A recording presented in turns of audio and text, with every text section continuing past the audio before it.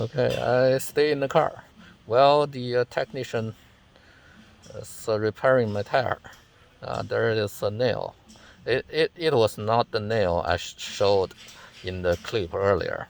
That's I think that's actually is the patch, and this nail actually right in the middle of my tire.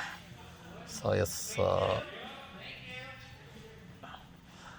in that regard, it's hard for a person to do it.